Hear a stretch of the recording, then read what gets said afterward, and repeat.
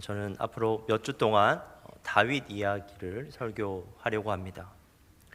우리는 성경의 다른 어떠한 인물보다 다윗에 대해서 많이 알고 있습니다. 왜냐하면 다윗 이야기는 구약 성경 이야기에서 단일 인물로는 가장 많은 분량을 차지하고 있기 때문에 그렇습니다. 그리고 다윗의 이야기는 우리가 어렸을 적부터 동화처럼 너무나 많이 들은 이야기이기 때문에 그렇습니다. 다윗은 우리가 알고 있는 그 이야기들에서 싸우기도 하고 도망 다니기도 하고 기도하기도 하고 춤추고 찬양하기도 했고 죄를 짓기도 했고 또 회개하기도 했고 사랑하기도 했고 그렇게 살아갔습니다. 다윗은 지극히 현실적인 삶, 우리와 너무나 비슷한 삶을 살아간 인물입니다. 그런데 다윗 이야기는 지극히 현실적인 이야기임과 동시에 지극히 경건한 이야기이기도 합니다. 다윗은 그 지극한 현실의 삶에서 하나님 앞에 서 있는 존재로 살았기 때문입니다. 하나님을 인식하고 하나님께 반응한 한 존재로서 살아간 인간이 이 정도의 높이와 깊이와 넓이로 하나님과 관계한 성경 이야기가 없습니다. 우리에게 다윗의 이야기가 중요한 이유는 그의 탁월한 능력이나 위대한 업적 때문이 아니라 바로 하나님과 관계하였던 그의 증언과 체험 때문입니다. 그의 전생에는 하나님 없이는 도무지가 설명되지 않는 이야기입니다. 그러므로 우리는 다윗 이야기를 통해서 우리의 현실적 영성을 회복할 수 있는 굉장히 중요한 실마리들을 발견할 수가 있습니다. 오늘 본문은 그러한 다윗이 성경에서 처음 등장하는 장면입니다. 오늘 본문에서 한 왕은 하나님으로부터 버림을 받습니다. 그리고 한 사람은 하나님으로부터 기름 부음, 즉 왕으로서 택함을 받습니다. 버림받은 왕은 이스라엘의 초대 왕인 사울이었습니다. 그리고 왕으로 기름 부음 받은 사람은 바로 다윗입니다. 이 본문을 읽으면서 제가 끊임없이 고민하면서 읽었던 한 가지 질문이 있습니다. 제가 이 본문에서 그 답을 찾고자 정말 노력했습니다. 그 질문은 이것입니다. 왜 한 명은 하나님으로부터 버림을 받았고 또 한 명은 하나님으로부터 선택을 받았는가? 왜 하나님은 왕으로서 승승장구하고 있었던 사울은 버리셨는가? 왜 하나님은 가나안 땅 변두리에서 양이나 치고 있었던 이새의 8번째 아들 다윗을 선택하셨을까? 저는 이 질문에 대한 답을 7절에서 찾을 수가 있었습니다. 7절입니다. 우리 7절을 한 목소리로 한번 읽어보도록 하겠습니다. 여호와께서 사무엘에게 이르시되 그의 용모와 키를 보지 말라.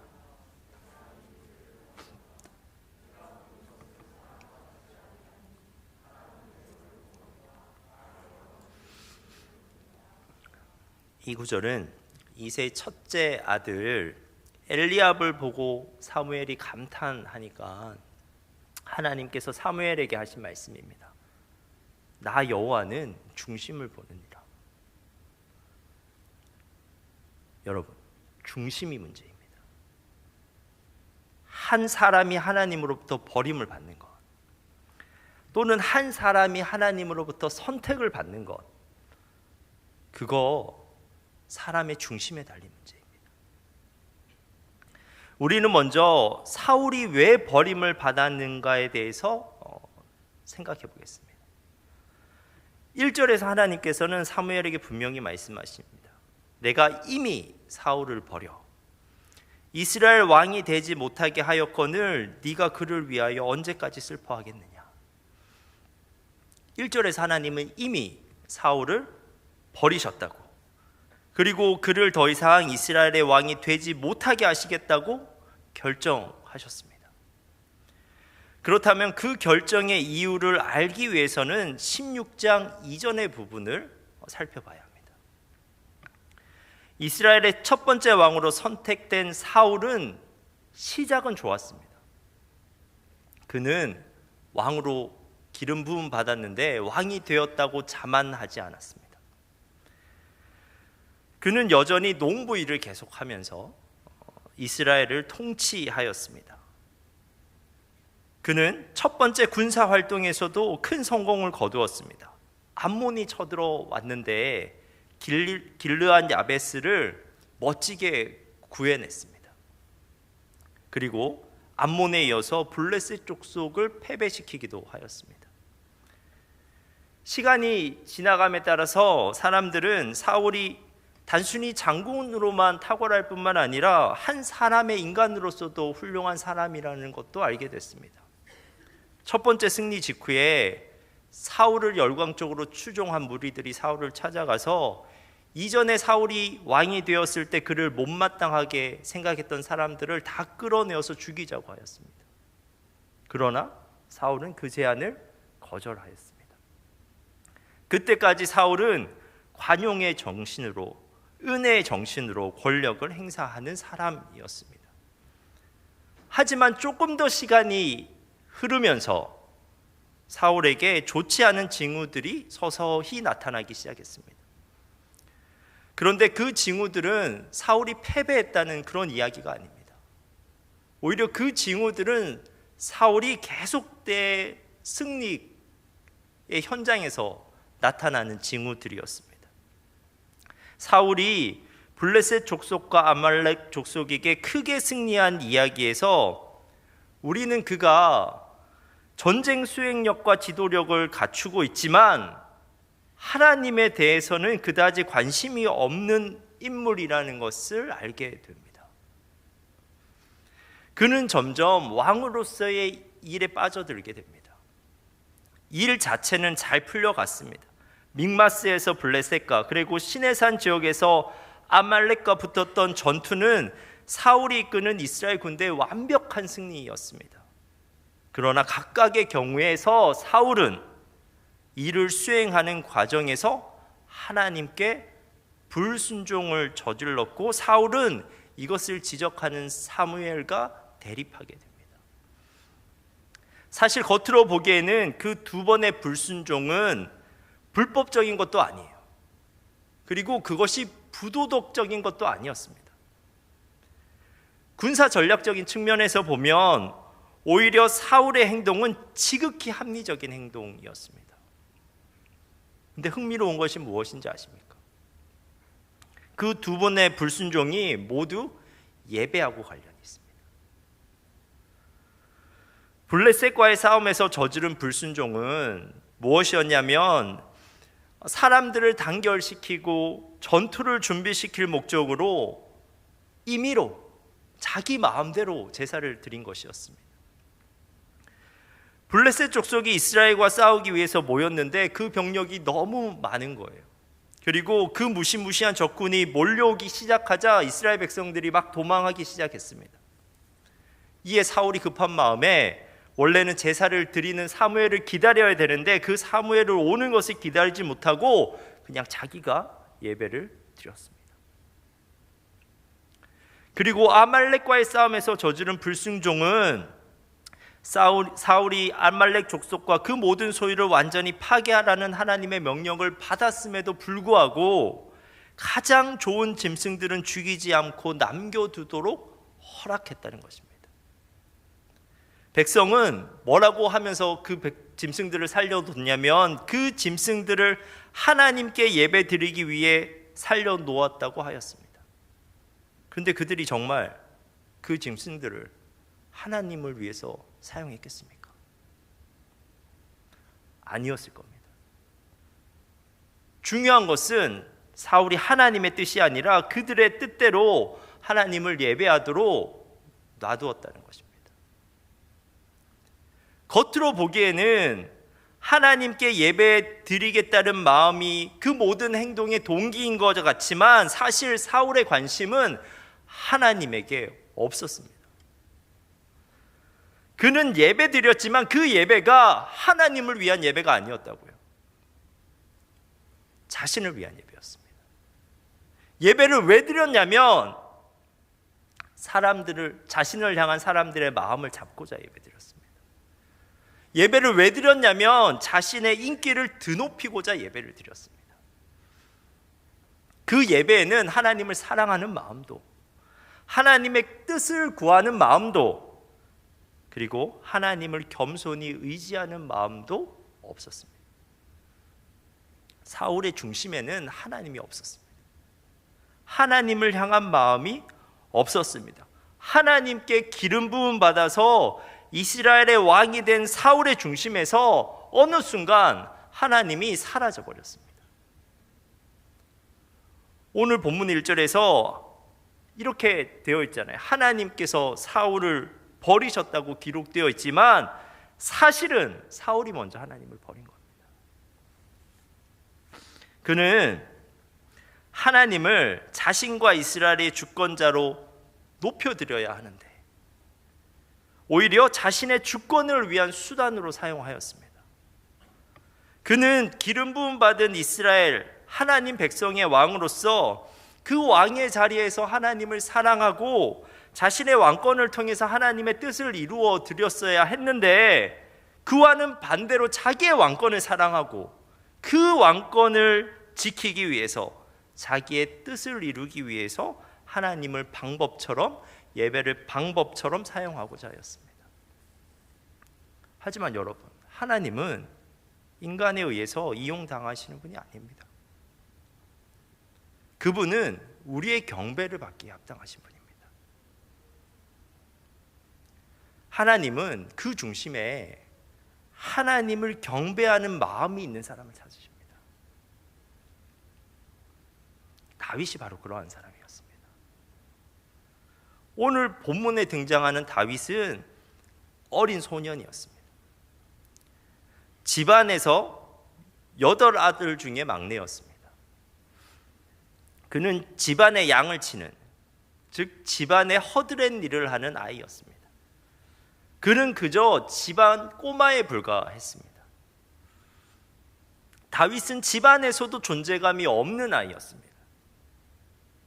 하지만 그 소년 다윗은 하나님에게는 이미 엄청난 존재감을 가진 사람이었습니다. 1절입니다.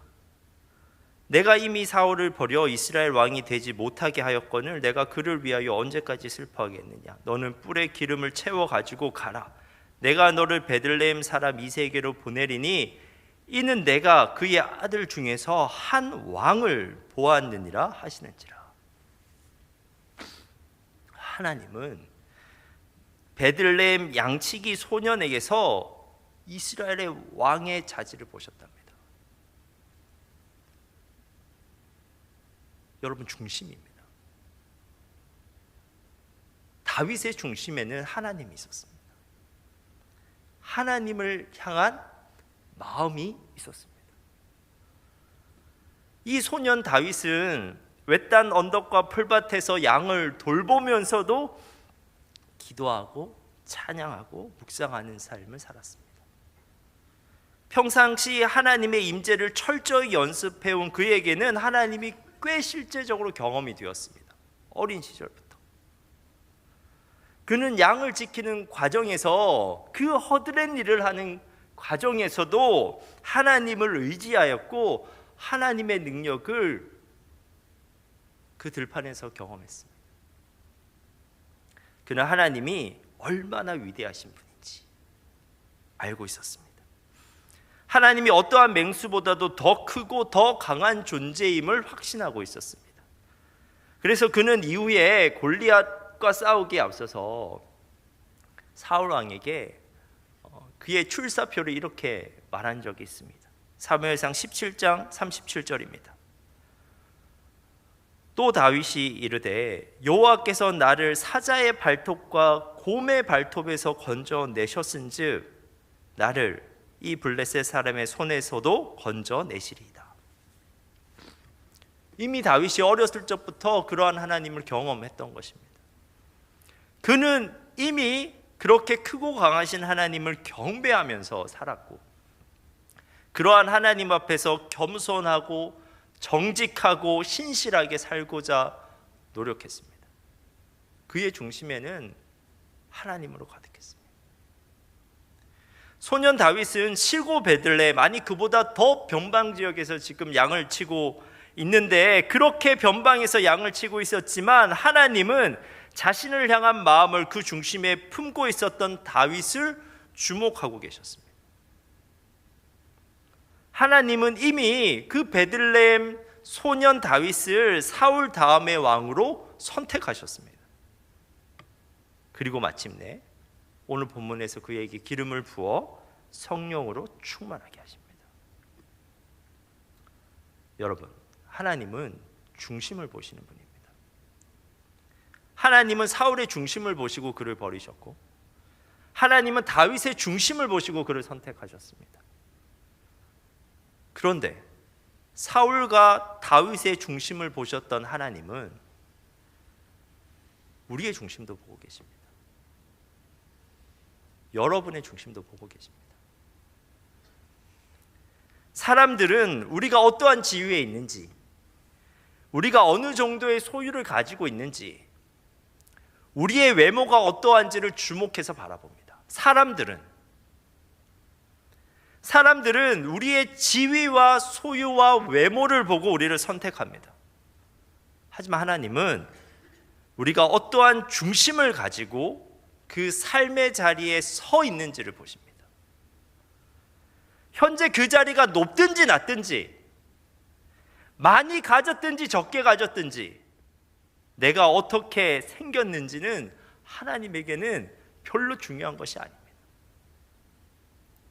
세상 사람들이 벌벌 떠는 왕의 권력도 하나님 앞에서는 아무것도 아닙니다.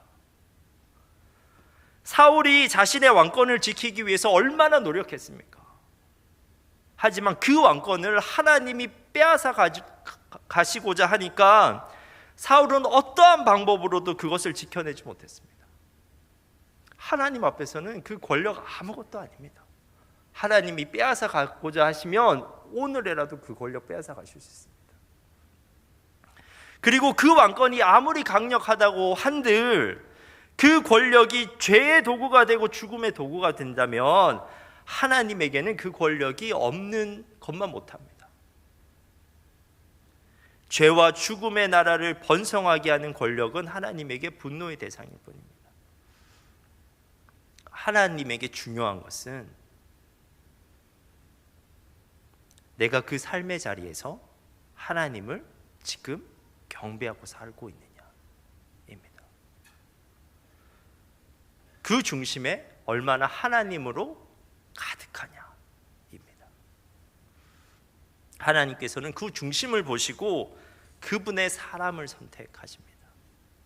시골 변방의 양식이라도 하나님을 경배하며 살아가던 다윗은 하나님에게는 진짜 중요한 사람이었습니다.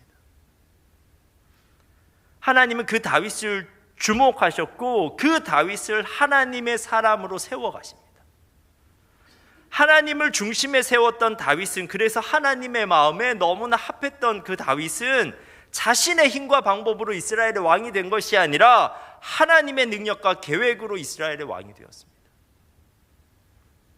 그리고 다윗은 그저 이스라엘이라고 하는 한 나라의 왕이 되었을 뿐만 아니라 그 나라 가운데 하나님의 통치를 이루는 데 사용받습니다. 다윗으로 인해서 그 나라의 백성들이 하나님을 사랑하게 되었습니다. 다윗으로 인해서 그 나라의 사람들이 하나님을 예배하게 되었고, 다윗으로 인해서 그 나라의 사람들이 하나님의 법을 따르게 되었습니다. 하나님은 다윗의 자리를 책임져 주시고 다윗에게 주어진 그 가치들을 지켜주시고 그의 성품을 다듬어 가십니다. 하나님은 그러한 다윗에게 무너지지 않는 영속적인 지위를 허락하셨습니다. 영속적으로 가치 있는 것들을 소유하게 하셨고 영속적인 성품의 아름다움을 그에게 가지게 하셨습니다. 다윗의 적들이 분연히 일어나서 다윗의 지위와 소유와 성품을 빼앗으려고 얼마나 노력했는지 모릅니다. 그런데 하나님께서 지켜주시니까 그것들이 다 지켜졌습니다. 그것은 안전한 것이었고 그것은 영원한 것이었습니다. 사랑하는 청년 여러분, 제가 여러분에게 묻습니다. 지금 여러분의 중심에는 무엇이 있습니까?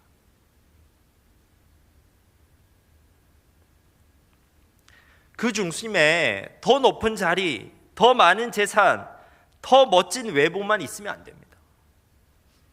왜냐하면 우리가 그리스도인이잖아요. 우리가 하나님의 선택을 받은 사람입니다. 우리가 성령의 기름을 부음 받은 사람입니다. 우리가 진짜 그리스도인이라면 그렇게 되면 안 됩니다.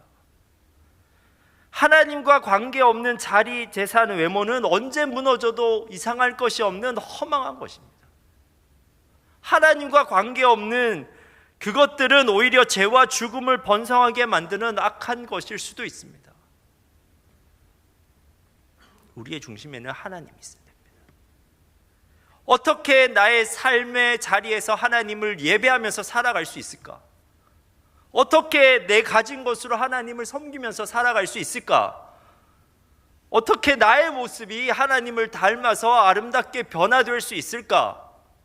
이런 고민을 품고 살아야 된다고요. 그러한 진지한 고민이 청년의 때 우리의 중심에 있어야 됩니다. 사랑하는 여러분, 그러한 중심을 가진 사람을 하나님께서 주목하신답니다. 우리가 하나님을 어떻게 경배할까 고민하면서 살면 하나님께서는 도대체 저런 생각하라는 사람을 어떻게 사용하실까 고민하신답니다. 하나님께서 사용하셔서 하나님께서 세우시는 자리는, 하나님께서 주시는 그러한 소유는, 하나님께서 빚어가시는 성품은 영원하고 안전한 것입니다. 어느 누가 흔들 수 있는 것도 아니고 어느 누가 빼앗아 갈 수 있는 것도 아닙니다. 하나님께서 그 중심으로 하나님을 붙잡고 있는 사람을 그분도 끝까지 붙잡아 주시기 때문에 그렇습니다. 여러분, 다시 한번 묻습니다. 진짜 한번 생각해 보십시오.